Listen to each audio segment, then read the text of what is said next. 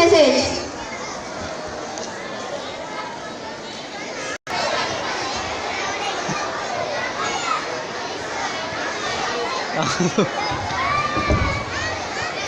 గౌరవనీయులైన daffodil school chairman Shri Chintala Narendra గారికి, నా తోటి ఉపాధ్యాయులకు, తల్లిదండ్రులకు అందరికీ నా నమస్కారం. Good afternoon children. Happy children's day to you all. ఈరోజు ఎవరి పుట్టినరోజో తెలుసు కదా అందరికీ. జవహర్లాల్ నెహ్రూ గారి పుట్టినరోజు సందర్భంగా మనందరం ఈ చిల్డ్రన్స్ డేని సెలబ్రేట్ చేసుకుంటూ ఉన్నాం. అయితే నెహ్రూ గారికి మీలాంటి పిల్లలంటే చాలా ఇష్టం.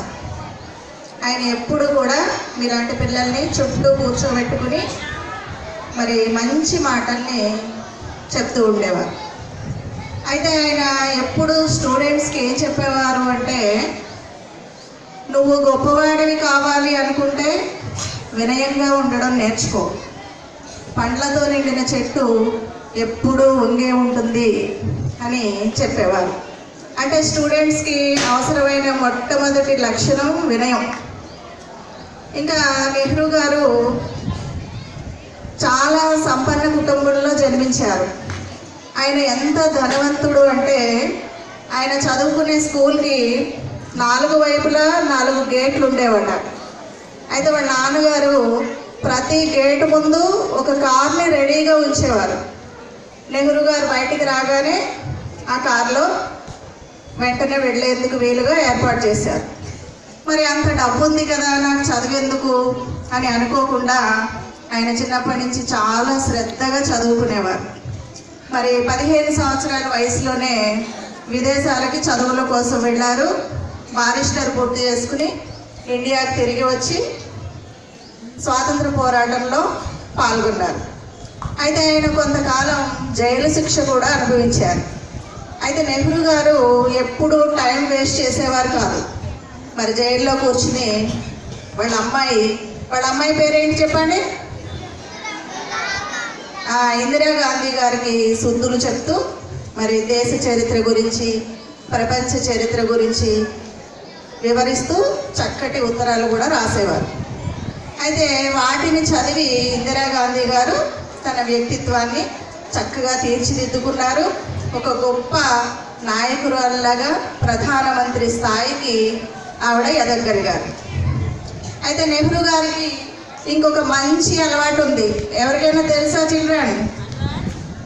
మరి నెహ్రూ గారికి ఉన్న మంచి అలవాటు ఏంటో చెప్పే ముందు, మరి ఈరోజు చిల్డ్రన్స్ డే కాబట్టి ఒక చిన్న కథ చెప్తాను, ఓకేనా? ఒక పెద్ద అడవి ఉంది. అడవిలో ఒక పెద్ద మర్రి చెట్టు ఉంది. ఆ చెట్టు మీద చాలా చిలుకలు ఉన్నాయి. అయితే ఒకరోజు ఒక వేటగాడు ఆ చెట్టు దగ్గరికి వచ్చి వల పన్ని ధాన్యం చల్లి కొంచెం దూరంలో కూర్చుంటాడు. అయితే ఈ చిలుకలన్నీ గబగబా వచ్చి ఆ వలలో చిక్కుకుపోతాయి. అవన్నీ గట్టిగా అరవడం మొదలు పెడతాయి. అయితే ఆ దారి వెంబడి ఒక మహర్షి వెళ్తూ ఉంటారు. ఆయన వేటగాడి దగ్గరికి వచ్చి, మరి నాయన, ఇలా పక్షుల్ని బంధించడం తప్పు కదా, వాటిని వదిలిపెట్టేసేయి అని చెప్తారు. అయితే వేటగాడు ఏమంటాడంటే, ఈ చిలుకల్ని తీసుకెళ్ళి నేను బజార్లో అమ్మితేనే నా కుటుంబాన్ని నేను పోషించుకోగలుగుతాను, లేదంటే నాకు ఆహారం ఎట్లా వస్తుంది అని ఆయన ప్రశ్నిస్తాడు. వెంటనే ఆ మహర్షి ఏం చేస్తాడు అంటే, తన దగ్గర ఉన్న పండ్లు, కూరగాయలు, తేనె, దుంపలు, ఆకుకూరలు ఇవన్నీ కూడా ఎవరికి ఇస్తాడు? వేటగాడికి ఇచ్చేస్తాడు. వేటగాడు పక్షులన్నింటినీ వదిలేసి వెళ్ళిపోతాడు. అయితే ఈ మహర్షి ఏం చేస్తారంటే, తను వెళ్ళేటప్పుడు చిలుకలన్నిటికీ ఏం చెప్తారంటే, చిలుకల్లారా, మహర్షి వేటగాడు మళ్ళీ వస్తాడు, వల పన్నుతాడు, ధాన్యం చల్లుతాడు, వలలో చిక్కుకోకండి, జాగ్రత్తగా ఉండండి అని చెప్పి వెళ్ళిపోతారు. చిలుకలన్నీ సరే అంటాయి. అయితే ఒక వారం రోజుల తర్వాత వేటగాడు మళ్ళీ వస్తాడు.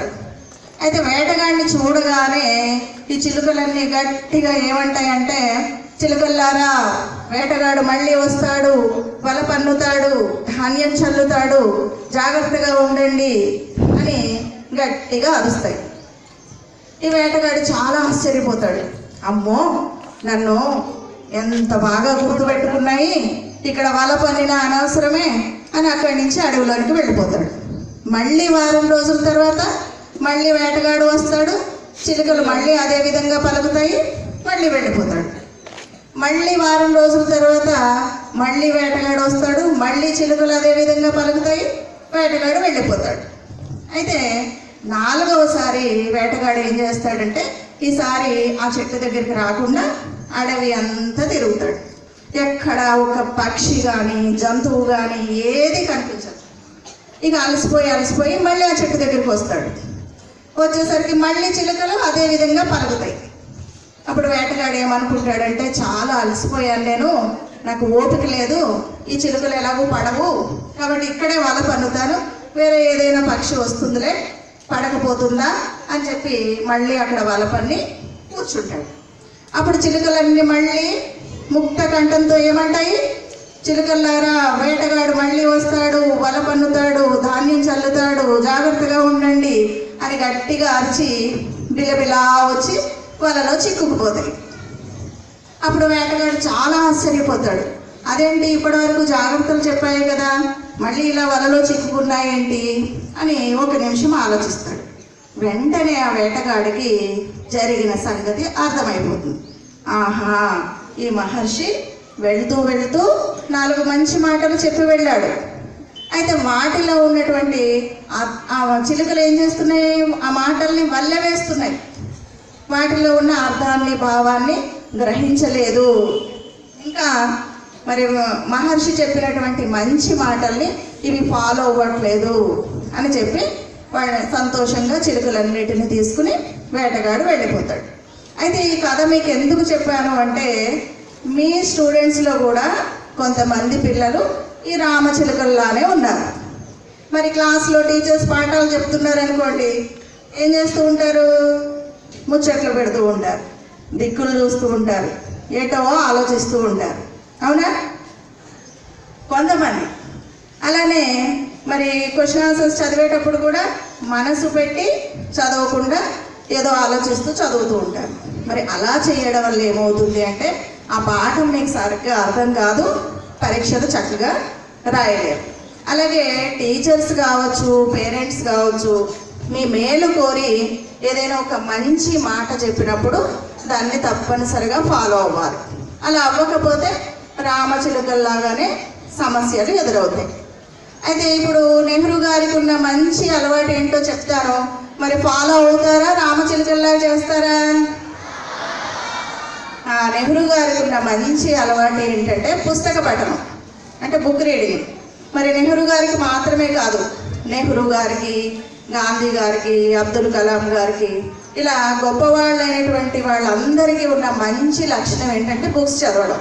మనకి గ్రంథాలయం ఉంది కదా, కాబట్టి మీరందరూ గ్రంథాలయానికి వెళ్ళి చక్కగా మంచి మంచి పుస్తకాలను చదివి జ్ఞానం సంపాదించాలి. అయితే మరి ఎలాంటి పుస్తకాలు చదవాలి అంటే, మొట్టమొదట కథల పుస్తకాలు చదవాలి. తర్వాత మరి మహాత్ములు, గొప్పవాళ్ళ జీవిత చరిత్రలు, ఆత్మకథలు ఇలాంటివి చదవాలి. తర్వాత మీకు అవసరమైన నాలెడ్జ్కి సంబంధించిన బుక్స్ చదవడం అలవాటు చేసుకోవాలి. మరి బుక్స్ చదవడం వల్ల ఏమిటి మనకి లాభము అంటే, మొట్టమొదటి లాభం ఏంటంటే చక్కగా తప్పులు లేకుండా చదవడం వస్తుంది. రెండవది, ఒక హాఫ్ అన్ అవర్ 1 అవర్ కుదురుగా ఒక చోట కూర్చునేటటువంటి సహనం, ఓపిక అలవాటు అవుతుంది. అలాగే దాంట్లో ఉండేటటువంటి కొత్త కొత్త పదాలు, పర్యాయ పదాలు కావచ్చు, నానార్థాలు కావచ్చు, అలా కొత్త పదాలన్నీ మీకు తెలుస్తాయి. అలానే మనం ఏదైనా ఒకటి చదివినప్పుడు దాని గురించి తప్పకుండా ఆలోచిస్తాం. కాబట్టి మీకు మీ బ్రెయిన్ చురుగ్గా తయారవుతుంది, ఇంకా ఆలోచన శక్తి, మెమరీ పవర్ ఇవన్నీ పెరుగుతాయి, ఇంకా క్రియేటివిటీ కూడా డెవలప్ అవుతుంది అన్నమాట.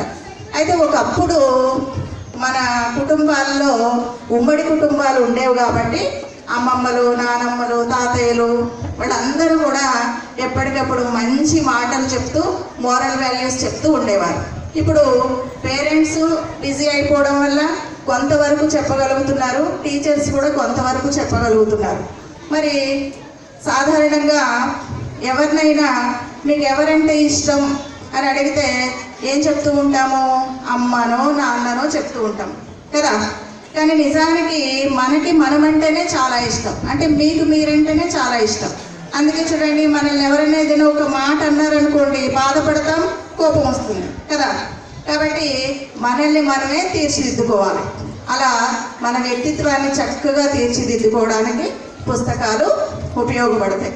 ఇంకా మహాత్ముల జీవిత చరిత్రలు చదవడం వల్ల మరి వాళ్ళు ఏ స్థాయి నుంచి వచ్చారు, ఎలాంటి కష్టాలు అనుభవించారు, ఎలాంటి సమస్యలు వచ్చాయి, మరి ఓటమి ఎదురైనప్పుడు వాళ్ళందరూ వాటిని ఎలా తట్టుకుని నిలబడ్డారు, ఇవన్నీ మీకు తెలుస్తాయి. కాబట్టి మనోబలం పెరుగుతుంది, అంటే మానసికంగా బలవంతులు అవుతారు. కాబట్టి మీరందరూ లైబ్రరీకి వెళ్ళి మంచి మంచి పుస్తకాలు చదవడం అలవాటు చేసుకోవాలి. ఓకేనా చిల్డ్రన్? ఫాలో అవుతారా? అలానే టీచర్స్కి, పేరెంట్స్కి చెప్పేది ఏంటంటే, ఏ స్టూడెంట్నైనా, ఏ పిల్లవాడినైనా వాళ్ళకు వచ్చిన మార్కుల ఆధారంగా వారిని కానీ వారి భవిష్యత్తుని కానీ మనం అంచనా వేయకూడదు, చులకనగా చూడకూడదు, చులకనగా మాట్లాడకూడదు. ఎందుకంటే ఎవరిలో ఎలాంటి ప్రతిభ దాగి ఉంటుందో మనకు తెలియదు. మనం ఏ చిత్తు కాగితం ఏ రోజున గాలిపటమై ఆకాశంలో ఎగురుతుందో, మనం తలెత్తి చూడాల్సి వస్తుందో మనకు తెలియదు. కాబట్టి ప్రతి పిల్లవాడిని ప్రేమించాలి, దయగా చూడాలి, గౌరవించాలి అని కోరుకుంటున్నాను. Thank you children. Thank you, ma'am. We will definitely follow your suggestions, ma'am.